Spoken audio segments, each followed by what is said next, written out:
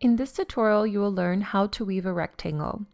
This is part of a series of weaving shapes on the loom, and you can find more information and tutorials of this on the YouTube channel, but also at fibersanddesign.com. So let's get started. The first thing you have to decide when weaving a rectangle is the width. How thick is it going to be? And so this will dictate how many warp yarns you need to create the shape. Then you need to decide how high you want it to be, so the length.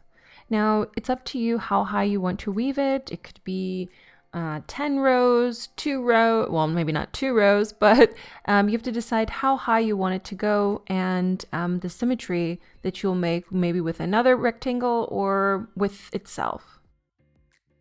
And the last thing to consider is it going to be a solid rectangle or is it going to just be the outline of the rectangle? Could you fill it in with something or a different color or different material? And that's something that you should think about before you start weaving. In this tutorial here, I'm using 11 warp yarns, and then I'm just making new rows with this. So I'm catching the final warp yarn and then making a new row. At the end of the warp yarn, I turn it around and keep going. So it's just continuous plain weave here. Again, you could do this with a different pattern. You could use a twill weave or as you like. And here I'm just forming the triangle, just going back and forth using the same warp yarns. Now it's very important here at the ends of each warp yarn that you're pulling a little bit at the end and making sure that it stays straight. You want to make sure that the warp yarns aren't pulled too much so that they're not drawn in and that it's staying straight. Once you've reached the desired height or length of the rectangle, then it's done. Now, if you like, in the next tutorial, I'm going to show you how to fill in or create a form around it. But once you can, I find that the rectangle is very simple. It's one of the basic shapes to make, and it's not too difficult. But you can add onto it and do things with the colors and things like this. So it's a nice way that you can experiment with this shape, and it's not too difficult to form. Now, I do recommend kind of experimenting with the width and the height of the rectangles. And you're going to see here on the left, this one's a lot thinner and smaller, but it does you can create different patterns with this. Maybe you make a thicker rectangle next to two smaller rectangles that are different colors. So although this is a very simple shape to make or to weave, you can still use it with different colors and make it really interesting.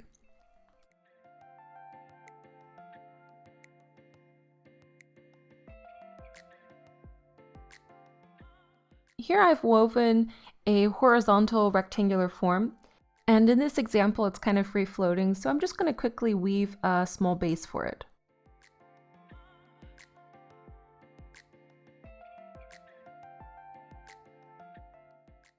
Once you finish weaving the base, you're going to make the first row, and it's going to run right next to the ice blue rectangle. In this tutorial, I'm going to weave a slit between the two different wefts.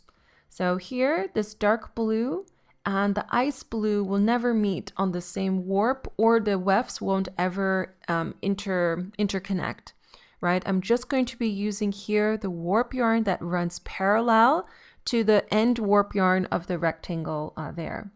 And so this, once we continue building up the shape, it's going to create a slit. There will be a slit here that separates the dark blue and the ice blue yarn and the shape that they create.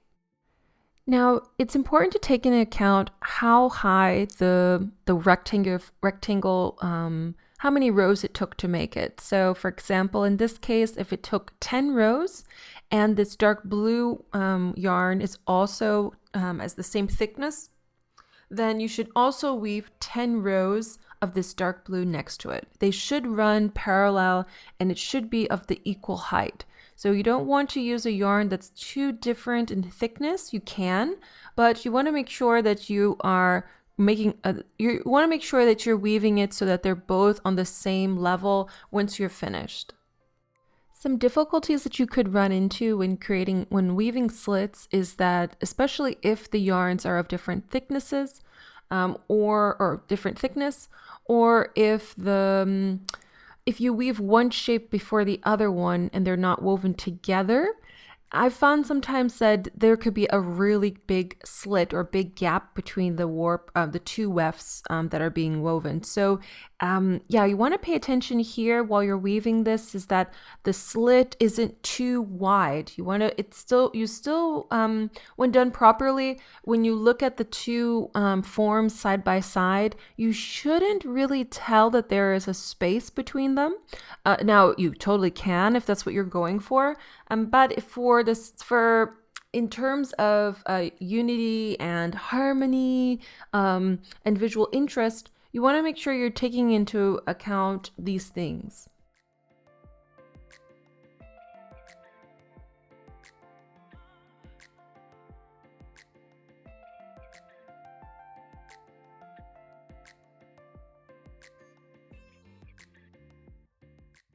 So once you've finished that one side, then go and continue and repeat the same process on the other side.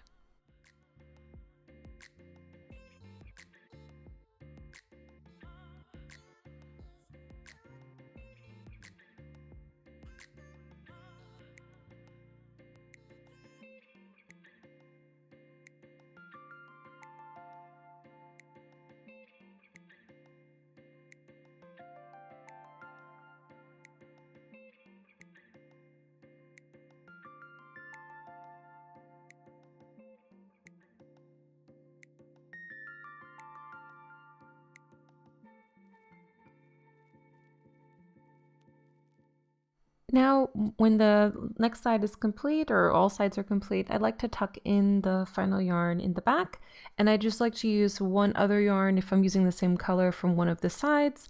If not, you can always use another yarn and just tuck in the yarn tails in the back here.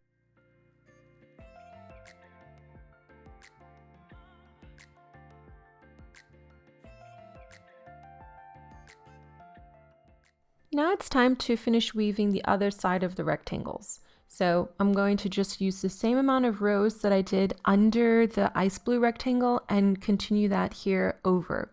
And once that's done, I can just tuck in the ends and it's done. Yay! So this was a tutorial for weaving a rectangle, and I hope that this was helpful for you.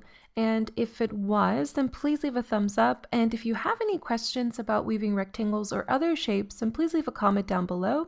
And please also subscribe for more weaving tutorials, and check out the Fibers and Design website to catch even more information about weaving. Again, thank you so much for watching, and see you next time.